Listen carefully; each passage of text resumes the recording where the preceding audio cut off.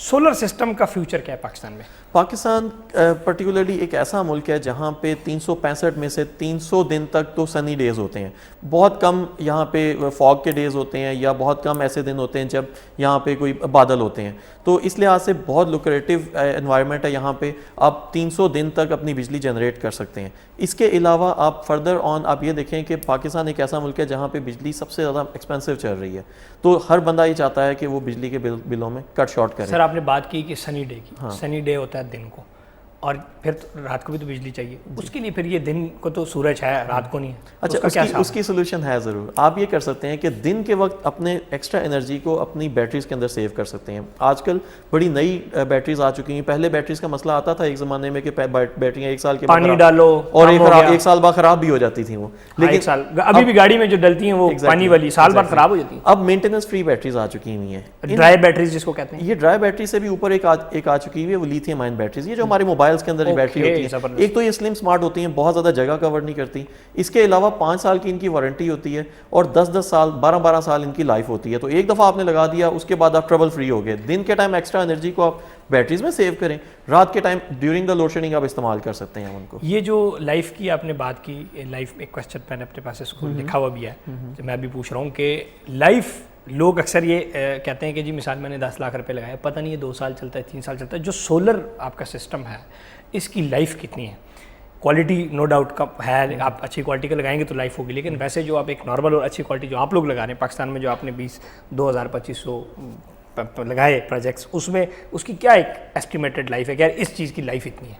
देखिए, अगर तो आप अच्छी क्वालिटी का सिस्टम लगवाएं। हमारे यहाँ पे थोड़ा सा एक प्रॉब्लम आता है कि जब बायर जाता है तो उसकी कोशिश होती है कि वो मार्केट में जाए और सबसे सस्ता और सबसे हल्का वाला ले, वो क्वालिटी कॉन्शियस नहीं होता। या समटाइम्स हमारे यहाँ पे कंज्यूमर राइट्स भी इतने अच्छे नहीं हैं, तो बेचने वाला भी, उसकी भी कोशिश होती है कि अगर बायर के पास इतनी इन्फॉर्मेशन नहीं है तो वो बेचने वाला सस्ता या हल्की क्वालिटी का सामान बेच देता है। अगर तो आपने अच्छी क्वालिटी का और अच्छा सामान लगाया हुआ है तो सोलर पैनल्स की लाइफ 25 से 30 साल आती है। वारंटी इनकी 12 साल होती है। इसी सोलर पैनल की 12 साल की वारंटी? जी, 12 साल की तो जो कंपनी बेच रही है उसकी रिस्पॉन्सिबिलिटी होती है। तो 12 साल तक तो आप सेफ हैं, आपको कोई प्रॉब्लम नहीं। इसके अलावा वारंटी में होता क्या है बेसिकली? मतलब क्या होता है? जिस तरह एक मोबाइल है ना, वो कहते हैं जी गिर गया, टूट गया, हम जिम्मेदार नहीं। इसमें क्या चीज़ है? मतलब ये इसमें क्या क्या? अच्छा, सोलर पैनल्स के जो बेसिकली जो इसका रॉ मटेरियल होता है वो सिलिकॉन और शीशा होता है, शीशा लगा होता है। शीशा सिर्फ टूट सकता है। अगर अच्छी क्वालिटी का सोलर पैनल्स होगा तो टूटने की वारंटी नहीं होती। अगर उसके ऊपर पत्थर मारेंगे तो ऑब्वियसली वो टूटेगा। आपने उसको सिर्फ टूटने से बचाना है। इसके अलावा उसके वोल्टेज ड्रॉप होते हैं, एम्पेयर ड्रॉप होते हैं, वॉट्स ड्रॉप होते हैं। अगर उसकी प्रोडक्शन के अंदर कोई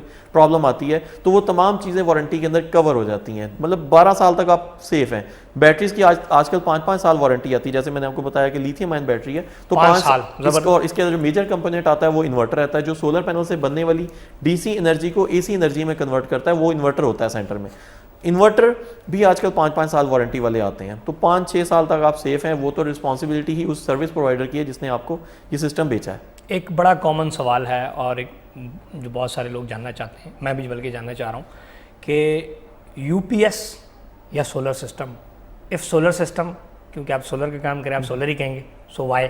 ठीक है, देखिए यूपीएस जो है वो आप इन अ सेंस के हम यूपीएस सोलर सिस्टम का एक छोटा सा पार्ट ज़रूर होता है। क्यों? क्योंकि सोलर सिस्टम में जो जितने भी हाइब्रिड इन्वर्टर्स आ रहे हैं उनके अंदर बिल्ट इन यूपीएस सिस्टम भी होता है।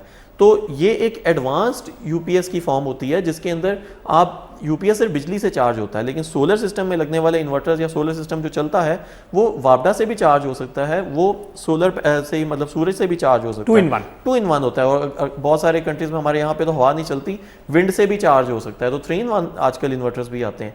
तो आपको ऑब्वियसली सोलर में ही जाना चाहिए। जितनी ज़्यादा ऑप्शन होंगी, जितनी ज़्यादा एनर्जी सोर्सेज होंगी, उतनी अच्छा है। यूपीएस की एक लिमिट है। यूपीएस देखिए, लोड शेडिंग होती है तो आपकी 1-2 घंटे चलेगा, लेकिन सूरज ने सुबह 6 बजे से लेकर शाम 6 बजे तक रहना है। तो आपकी कोई लिमिट नहीं है। आप 12 घंटे तो सूरज से ही अपने सोलर सिस्टम को चार्ज कर सकते हैं। और जिस टाइम सूरज चल रहा होता है या जिस टाइम गर्मी होती है उसी टाइम आपकी वो रिक्वायरमेंट उसी टाइम ज़्यादा होती है। रात को मतलब आपकी जारी बात है लाइटें बंद हो जाती हैं, एसी का आपका टेम्परेचर वो कम हो जाता है, टेम्परेचर और रात के टाइम के लिए आपके पास बैटरीज हैं, एक्स्ट्रा एनर्जी आपके पास बैटरी में सेव होती है। कितना कॉस्ट का फ़र्क है अगर एक मिसाल मैं जो मिसाल ये मेरा स्टूडियो है इसको मैं मिसाल बनाता हूँ कि एक यूपीएस से करता हूँ या मैं सोलर से करता हूँ, 50% कॉस्ट ज़्यादा होगी सोलर की या 25% ज़्यादा होगी? ऑब्वियसली कॉस्ट तो ज़्यादा होती है क्योंकि सोलर एक एक्स्ट्रा लग्जरी है और एक्स्ट्रा एक एड ऑन है। सोलर से अगर आप एक जगह पे यूपीएस लगाते हैं, जिस तरह का आपको एक स्टूडियो है, यहाँ पे आपको एक 3 किलोवाट के यूपीएस की ज़रूरत होगी। 3 किलोवाट का यूपीएस विद बैटरीज तकरीबन 1 लाख में रेडी हो जाता है। लेकिन वहीं पे आप सोलर सिस्टम लगाते हैं तो आजकल डॉलर बढ़ने के बाद थोड़ी सी प्राइसेस बढ़ी हुई हैं, तो 3 किलोवाट का एक सिस्टम जो है वो अप्रॉक्सीमेटली 4 लाख में कॉस्ट करेगा। तो 4 टाइम्स एक्स्ट्रा कॉस्ट आप ज़रूर देते हैं। लेकिन आप 4 times extra cost, capital cost ज़रूर होती है ज़्यादा, लेकिन आप देखें कि यूपीएस ने हमेशा आपकी एनर्जी लेनी है, आपसे वापडा का बिल बढ़ाना है आपका। सोलर सिस्टम ने वापडा का बिल भी कम करना है और आपको इंडिपेंडेंट भी कर देना है। आपको ये मसला नहीं है कि वापडा आ रही है या नहीं आ रही, आपको सूरज आ रहा है तो आपकी बिजली चल रही होगी। इसमें आपकी जो मेन कॉस्ट है यूपीएस वर्सेस सोलर, वो पैनल्स की कॉस्ट बढ़ती है? यस, सोलर पैनल्स क्योंकि बाहर से आते हैं, इंपोर्टेड होते हैं, फिर इसके बाद स्ट्रक्चर आता है जिस एक आयरन फ्रेम आता है जिसके ऊपर सोलर पैनल्स माउंट किए जाते हैं, वो भी एक्सपेंसिव मटेरियल है। वायरिंग शायरिंग इन सब चीज़ों की कॉस्ट को आप मिलाते हैं। और बहुत इंपॉर्टेंट मेरा क्वेश्चन है जिसकी तरफ मैं जा रहा हूँ, और जैसे कि मैं खुद बैरिया में रहता हूँ या ऑफिस हेड ऑफिस मेरा बैरिया में, सो मैं अपने से ही शुरू करता हूँ कि जो नॉर्मल बैरिया टाउन में 5 मरले का घर है जहाँ पे 2 एसी लगे होते हैं, 3 एसी लगे होते हैं, वहाँ पर बिजली का बिल 35 से 40 हज़ार रुपये आ रहा है। और जिस तरह मेरा जो प्लाज़ा है, जो हेड ऑफिस है पूरा, उसका बिजली का बिल लाख रुपए आता है 2 फ्लोर्स का, तो अगर 4 फ्लोर है तो 2 लाख रुपए हो गया। अब घर की तरफ जाते हैं, घर के बहुत सारे सारिफीन हमें देख रहे होंगे कि जी 5 मरला एक घर है, ये एक छोटे घर की बात, इसके बाद ऊपर आप फिर बड़े घरों का भी बता दीजिएगा कि जो 5 मरले के घर है जिसमें 3 एसी लगे हुए हैं। 3 एसी का मतलब है कि 3 पखे भी हो गए, नाल तोड़ियाँ 4-5 बल्ब हर कमरे च हो गए, और छोटा मोटा जो अप्लाइंसेज हैं। 5 मरले घर के ऊपर सोलर सिस्टम पूरा लगाने वाला स्मार्ट सोलर, बेहतरीन सोलर, एक नंबर चीज़, इस पे अप्रॉक्सीमेट कितना खर्चा आता है? हम बात करें अक्टूबर 2021 के अंदर, ये हो सकता है कि $100 आगे जा रहे हैं, ये हो सकता है अगले महीने महंगा हो, लेकिन राइट नाउ क्या एक प्राइसेस हैं with the terms and condition के खुदा न खासा प्राइस ऊपर नीचे ना हो रही हो, तो क्या एक इसके ऊपर? Very interesting question. जो 5 मरले का घर जो एक बेसिक सारिफ होता है, ये पाकिस्तान में मेजॉरिटी जो सारिफीन है उनकी यही रिक्वायरमेंट होती है।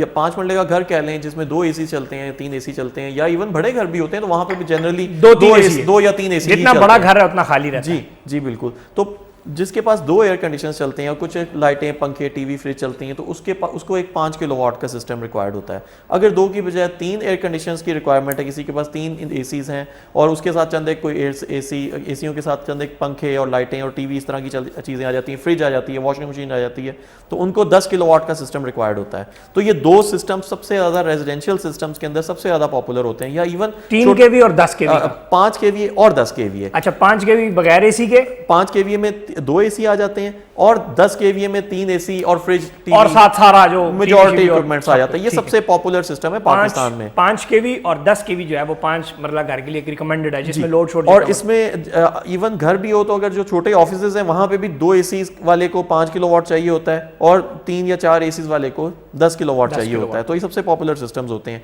5 किलोवाट का सिस्टम आजकल क्योंकि डॉलर की फ्लक्चुएशन आ गई है, डॉलर काफ़ी ज़्यादा आपको पता है फ्लक्चुएट करते हैं और प्राइसेस बढ़ी हुई हैं, तो आजकल अगर 5 किलोवाट का सिस्टम लगाते हैं विद बैटरीज और अच्छी क्वालिटी का top of the line system के साथ लगाते हैं तो वो 6.5 लाख रुपए का लगता है, जिसमें 5 साल वारंटी वाला इन्वर्टर, 5 साल वारंटी वाली बैटरी और अच्छी क्वालिटी का Tier 1 का सोलर पैनल इस्तेमाल होता है। और 12 केवी, 10 केवी में अगर हम आ जाते हैं और 12 साल वारंटी, 12 साल की